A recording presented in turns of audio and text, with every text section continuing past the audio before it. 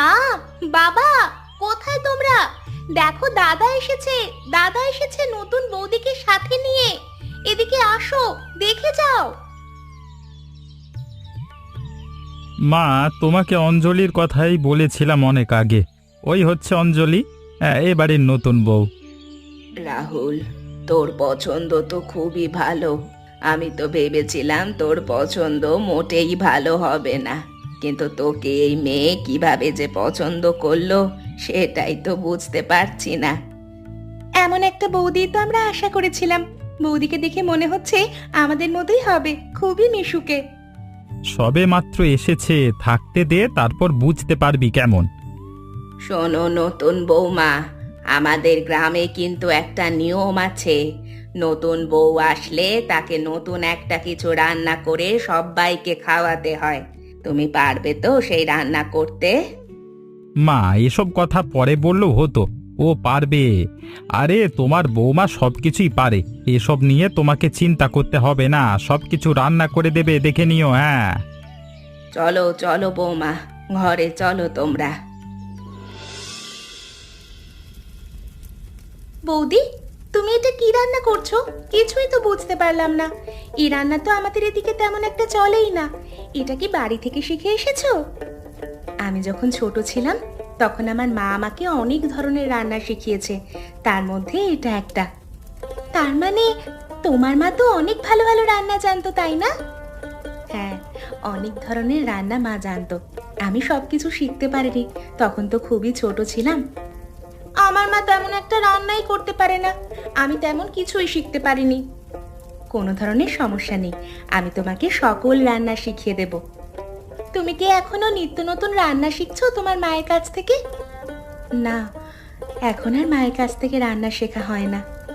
কেন গো বৌদি, এখন বুঝি তোমার মা আর তোমাকে রান্না শেখায় না, নাকি সবকিছু শিখে নিয়েছো? আমি ছোট থাকতেই আমার মা মারা গেছেন।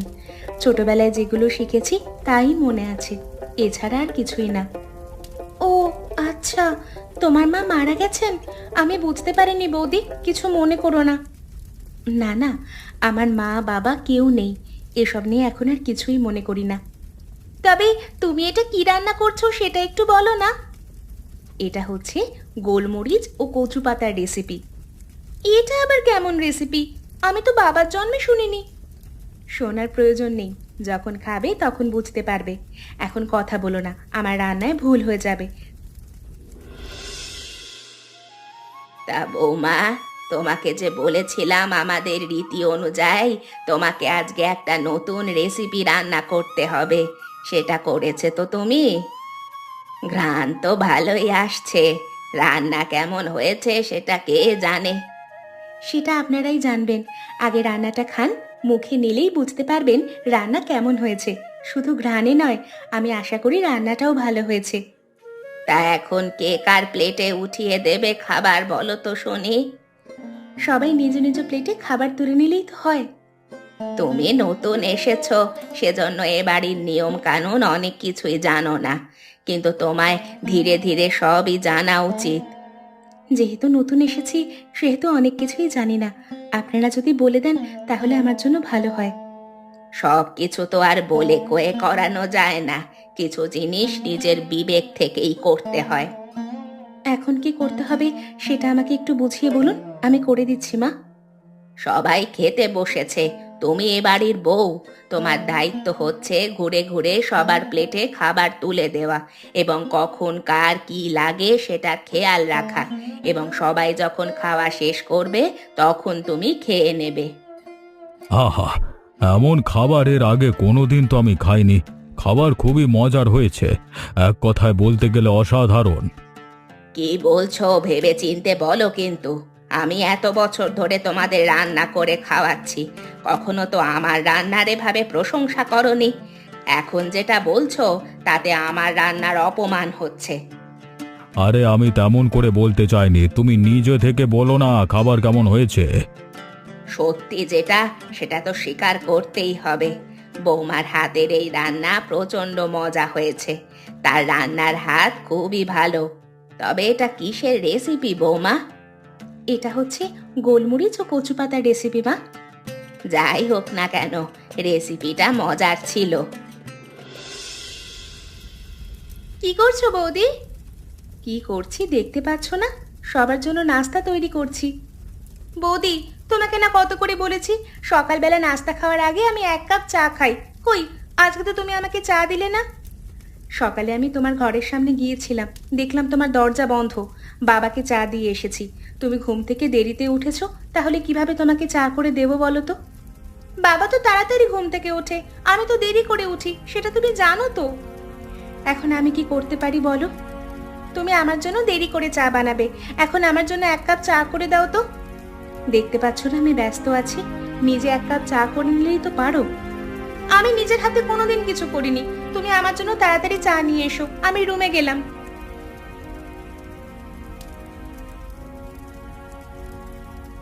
তোমার আবার কি লাগবে বলো?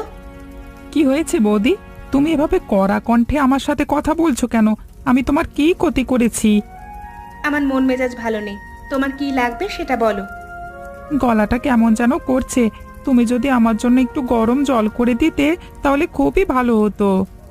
আচ্ছা ঠিক আছে, তুমি যাও, আমি তোমার জন্য গরম পানি করে নিয়ে আসছি। আজকে খাবারের জন্য এত কম রকমের তরকারি কেন? আমাদের বাড়িতে তো কখনো এত কম তরকারি দিয়ে খাবার হয় না। বাড়িতে কি তরকারি নেই? বৌমা বাজার করেনি? রাহুল বিকাশ না করলে আমাকে বলতে, আমি বাজার করে আনতাম। না বাবা, তেমন কিছু না, সবকিছুই বাজার করা আছে বাড়িতে। রাহুল এবং বিকাশ 2 ভাই ঠিকঠাক মতোই বাজার করছে প্রতিনিয়ত। তাহলে দুপুরের খাবারের এই অবস্থা কেন? তুমি এত কম রকমের তরকারি রান্না করেছো কেন বলো তো? বাবা, কম কিসে? এখানে তো অনেক রকমের তরকারি রান্না করেছি, প্রতিদিন তো অনেক রকমের খাবার নষ্ট হয়ে যায়, সেজন্য একটু কম করে করেছি। আমরা কি গরিব মানুষ নাকি? আমাদের খাবার কি মেপে রান্না করতে হবে? এ বাড়িতে এ অবধি কোনোদিন এত কম খাবার রান্না হয়নি। খাবার নষ্ট করা ভালো নয়, সেজন্য আমি একটু কমিয়ে রেখেছি বাবা। অপচয় করলে তা তো ভালো দেখায় না। কত মানুষ না খেয়ে থাকে, অপচয় না করে আমরা তাদের সাহায্য করা ভালো। কিছুদিন হয়েছে তুমি এ বাড়িতে এসেছো, তোমাকে সবাই ভালোবাসে, তার মানে এই নয় যে এ বাড়ির সকল কিছুর সিদ্ধান্ত নেওয়ার অধিকার তোমাকে দিয়ে দেওয়া হয়েছে। আমি কি করেছি বাবা? কি করেছো এখন বুঝতে পারছো না? কাউকে না জানিয়ে তুমি কম খাবার রাঁধবে কেন? এত অল্প খাবার আমরা খাই না। বাবা, আপনি খেয়ে দেখেন, এখানে যথেষ্ট খাবার আছে, এতগুলো খাবার আপনার প্রয়োজন পড়বে না। তুমি আমার মুখে মুখে তর্ক করছো কেন? এ বাড়িতে আমার মুখে মুখে তর্ক করবার সাহস কারোর হয় না। আচ্ছা ঠিক আছে বাবা, আমার ভুল হয়ে গেছে, এখন থেকে আমি বাড়িয়ে রাঁধবো। ঠিক আছে, এমন ভুল যেন দ্বিতীয়বার না হয়, আর কখনো আমার মুখে মুখে তর্ক করবে না, মনে রেখো। কি, তোমার ছেলে কি বড় হয়ে গেছে নাকি? কখন তোমার ছেলেকে ডেকে পাঠালাম, তোমার ছেলে এখনো আসছে না কেন? নাকি তুমি খবর দিয়ে আসোনি? আমি তো সেই কখন গিয়ে ওকে বলে আসলাম তুমি ডাকছো, এখনো কেন আসছে না সেটাই তো বুঝতে পারছি না। এখন তো মনে হচ্ছে বউয়ের মতো নিজেও বেয়াদব হয়ে গেছে। আমি দেখে শুনে আসছি, এতক্ষণ সময় লাগছে কেন ওর আসতে? বাবা, আমাকে ডেকেছো? ডেকেছি কিনা তুমি সেটা জানো না? তোমার মা গিয়ে তোমাকে খবর দিয়ে আসেনি? মা গিয়ে আমাকে খবর দিয়ে এসেছে, সেই জন্যই তো আমি জানতে পেরেছি। তুমি আমাকে ডেকেছো কেন সেটা বলো। আমি তোমাকে কতক্ষণ আগে ডেকেছি, আর তুমি কিনা এখন আসছো? মা তো আমাকে বলেনি যে জরুরি প্রয়োজন। জরুরি প্রয়োজন হলে আমি তাড়াতাড়ি চলে আসতাম বাবা। দিন দিন বউয়ের মতো বেয়াদব হয়ে যেও না। এ বাড়িতে বেয়াদবের কোনো জায়গা নেই, সেটা তুমি ভালোভাবেই জানো। কি হয়েছে বাবা, আমাকে খুলে বলো, চেঁচামেচি করো না। বাড়িতে কি হচ্ছে তুমি খেয়াল রাখছো না? তুমি এ বাড়ির বড় ছেলে, অবশ্যই তোমার খেয়াল রাখা উচিত। আজকে খাবার ঘরে তোমার বউ যে আমার মুখে মুখে তর্ক করলো, তুমি তো কোনো প্রতিবাদ করলে না, তাকে কোনো ধমক দিলে না। বাবা, আমি কি বলবো? যা বলবার তো তোমরা বলছিলে। তোমার বউকে ভালোভাবে বুঝিয়ে বলবে এটা ভদ্রলোকের বাড়ি এবং এটা আমার বাড়ি। দ্বিতীয়বার কখনো যেন আমার সাথে এরকম কথা না বলে। আচ্ছা ঠিক আছে বাবা, আমি ভালোভাবে বুঝিয়ে বলবো, কখনো আর এই ভুল করবে না কবিতা। আচ্ছা ঠিক আছে, যাও। দ্বিতীয়বার এমন ভুল হলে তার খেসারত তোমাকেও দিতে হতে পারে, মনে রেখো।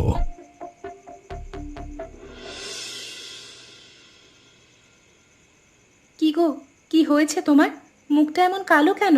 বাবা কি বলেছেন তোমাকে? জীবনে কখনো যেটা বাবার মুখ থেকে শুনিনি, যে ব্যবহার জীবনে কখনো তিনি আমার সাথে করেননি, সে ব্যবহার আজকে শুনলাম। কি হয়েছে? বাবা তোমার সাথে চেঁচামেচি করেছে নাকি? কি করেছো তুমি? কি হয়েছে, কেন আমার সাথে চেঁচামেচি করেছে বুঝতে পারছো না? আমি তো কিছু করিনি। তোমার জন্য বাবা আমার উপরে চেঁচালেন। বাবা আমার জন্য তোমার উপর চেঁচিয়েছেন কেন? আমি কি করেছি যে আমার জন্য তোমার উপর চেঁচাবেন? দুপুর বেলায় খাবার ঘরে কি করেছিলে মনে নেই? ভুলে গেছো নাকি?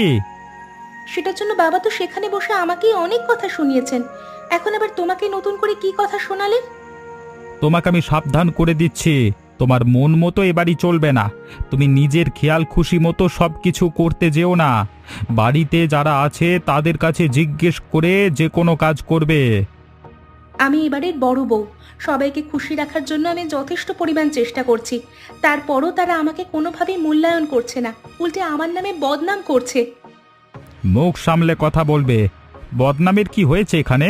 তোমার নামে কেউ কোনো বদনাম করেনি, তোমাকে সতর্ক করে দিতে বলেছে। আমি তোমাকে সতর্ক করে দিচ্ছি, এরপর বাবার মুখে মুখে কখনো যেন তোমাকে কথা বলতে না দেখি। হ্যাঁ, তুমি এমনভাবে কথা বলছো, মনে হচ্ছে আমি বিশাল বড় কোনো অন্যায় করে ফেলেছি। অবশ্যই অন্যায় করে ফেলেছো। অন্যায় না করলে তো এত কথা বলতাম না। তুমি একটু স্বাভাবিকভাবে ভেবে দেখো তো, আমাদের বাড়িতে প্রতিনিয়ত কত ধরনের খাবার নষ্ট হয়। কত মানুষ আছে যারা খেতেও পারে না, শুধু শুধু আমরা কেন খাবার নষ্ট করব? তোমার পয়সা দিয়ে তো আর খাবার কিনে আনেন না, তাহলে তোমার এত মাথা ব্যথা কিসের? হ্যাঁ, তোমার বাপ দিয়ে গেছে নাকি 2 পয়সা যা ভেঙে খাচ্ছি আমরা? ছি রাহুল, ছি! তুমি এতটা নিচে নেমে যাবে সেটা আমি কখনো ভাবতে পারিনি। তুমি আমার মৃত বাপকে নিয়ে কথা বলতে ছাড়লে না। তোমার এত বড় অবনতি! তোমার সাথে আমি আর কথা বলতে চাই না।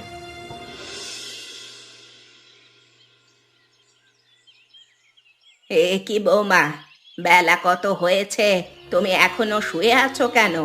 বাড়ির সমস্ত কাজ যে পড়ে আছে।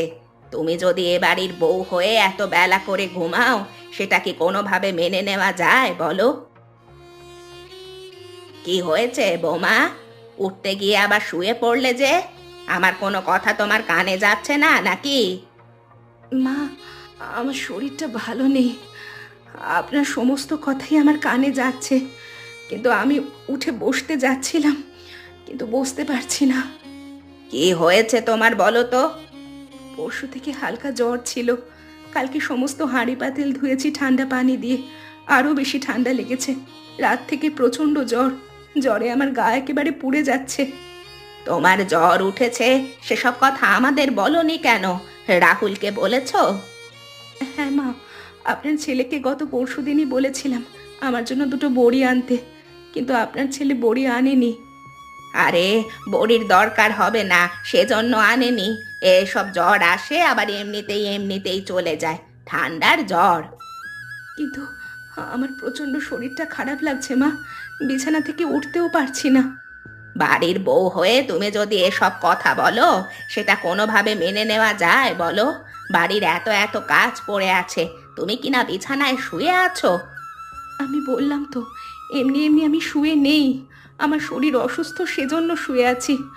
বাড়িতে আপনি অঞ্জলি দুজন তো আছেন, দুজনে মিলে করে ফেললেই তো হয় মা। অঞ্জলি কখনো বাড়ির কোনো কাজ করে না, আমিও করতে পারবো না। তুমি তাড়াতাড়ি ওঠো, রান্না বান্না করে আবার শুয়ে পড়ো। বাড়ির মানুষ তো আর না খেয়ে থাকতে পারবে না। আচ্ছা ঠিক আছে মা, আপনি যান, আমি একটু পরেই রান্নাঘরে আসছি। আসো আসো, দরকার হলে আমি তোমাকে একটু সাহায্য করে দেব। তাড়াতাড়ি চলে আসো। বৌমা, তোমাকে কি নতুন করে সব নিয়ম কানুন শিখিয়ে দিতে হবে নাকি? তুমি তো সব নিয়মই জানো, তারপরেও আবার এখানে বসলে কেন? সকাল থেকে আপনি দেখছেন আমি কতটা অসুস্থ, সেজন্য একটু বসেছি। এখন কি বসতেও পারবো না? তুমি যদি এভাবে বসে থাকো, তাহলে সবাইকে খাবার তুলে দেবে কে? আমি যেহেতু অসুস্থ, সেহেতু অবশ্যই আপনারা আজকের জন্য নিজেরা খাবার তুলে নিন। শরীর আমার ভালো লাগছে না, আমারও ক্ষুধা পেয়েছে, আমিও কিছুটা খেতে চাই। সকাল থেকে আমি কিচ্ছু খাইনি। এটা কি রান্না করেছো তুমি বৌমা? এ খাবার তো কোনোভাবেই মুখে নেওয়া যাচ্ছে না। কই বাবা, এমন কোনো খাবার তো রান্না করিনি যেটা মুখে নেওয়া যাচ্ছে না। কি হয়েছে? খাবারের সমস্যা, আমাকে বলুন। তুমি অসুস্থ, সেজন্য তোমার মুখ ঠিক নেই। এ খাবারে প্রচণ্ড লবণ দেওয়া, লবণ এরকম বিস্বাদ হয়ে গেছে। আমার মুখে যদি স্বাদ না থাকে তাহলে তো আপনাদের বোঝা উচিত যে কি জন্য আজকে লবণ একটু বেশি হয়েছে। এতদিন রান্না করছি, কখনো তো এমনটা হয়নি। সকালে কারোর খাওয়া হয়নি, কেউ নাস্তা করতে পারেনি, দুপুরে খেতে বসেছে সবাই, এখন কিনা খাবারের এই অবস্থা। আপনাদের নাস্তা করতে নিষেধ করেছে কে? আমি অসুস্থ মানুষ, আপনাদের তো উচিত ছিল আমাকে আরো আজকে নাস্তা তৈরি করে দেওয়া। তুমি আবারও আমার মুখে মুখে কথা বলছো, বেয়াদব মেয়ে।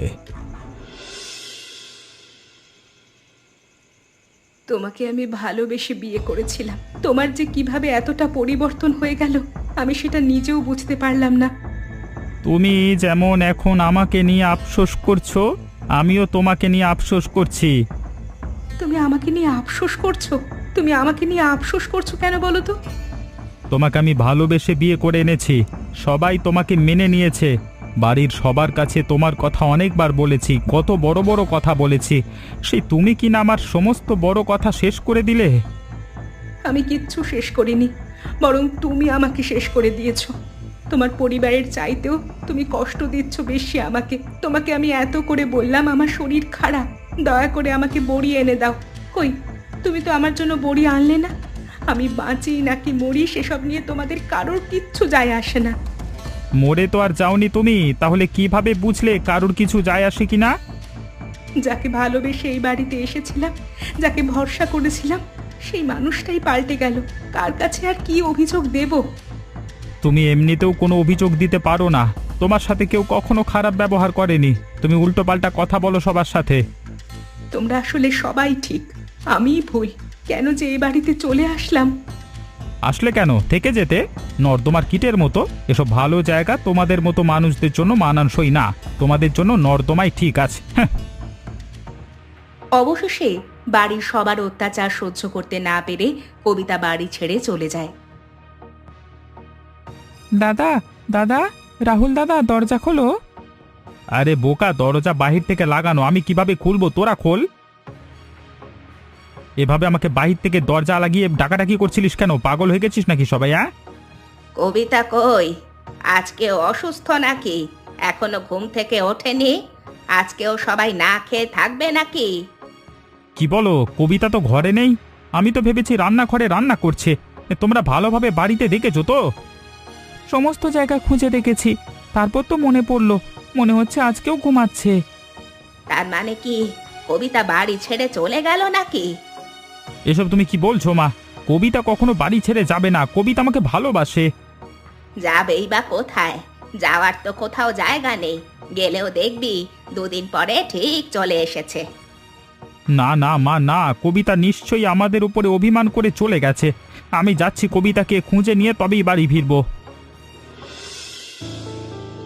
আরো বলেছিলাম না তোর খুঁজতে যাওয়া লাগবে না, ওর কোথাও যাওয়ার জায়গা নেই, বাপ মা নেই, যাবে কোথায়?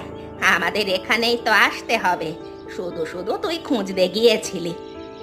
মা, আমি তোমার মুখ থেকে আর একটাও বাজে কথা শুনতে চাই না। কি কষ্টে এতদিন ধরে আমি কবিতাকে খুঁজে বের করে এনেছি সেটা একমাত্র আমি জানি। কি হলো রাহুল, তুই তোর মায়ের সাথে বেয়াদবি করছিস? আমি কোনো ধরনের বেয়াদবি করছি না, যেটা সত্য সেটা বলছি। এতদিন কবিতার উপরে অনেক অত্যাচার হয়েছে, যেটা আর এক মুহূর্ত মেনে নেওয়া যাবে না। এসব তুই কি বলছিস রাহুল? কবিতার ওপরে আমরা অত্যাচার করেছি, এখনো তোর গায়ে হাত তুলিনি। গায়ে হাত তোলা মানে অত্যাচার নয়, মানসিকভাবে সবচেয়ে বেশি অত্যাচার হয়েছে। এরপর থেকে বাড়ির যার যার নিজস্ব কাজ সে করবে, কবিতা কি করবে না করবে সেটা ওর ব্যাপার। যদি কারোর মনে হয় ওকে দিয়ে এটা করাবে সেটা করাবে, তাহলে ভুল। কি হয়েছে বাবা? এই মেয়ে তোকে জাদু টোনা করলো নাকি? হ্যাঁ, আমাকে জাদু করেছে। আরও আগে করলে ভালো হতো।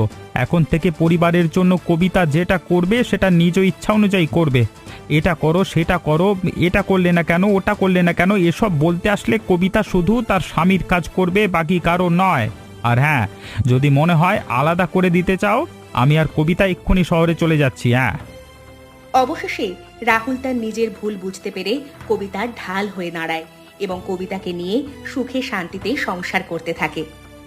আমরা বুঝতে পেরেছি, আর বলতে হবে না বাবা, তোরা থাক, তোদের কোথাও যেতে হবে না। অঞ্জলি ও বিকাশ, তোরা যথেষ্ট বড় হয়েছিস, আজকে থেকে নিজেদের কাজ নিজেরা করবি। এমন মজার মজার গল্প দেখতে চাইলে আমাদের চ্যানেলটি সাবস্ক্রাইব করতে ভুলবেন না।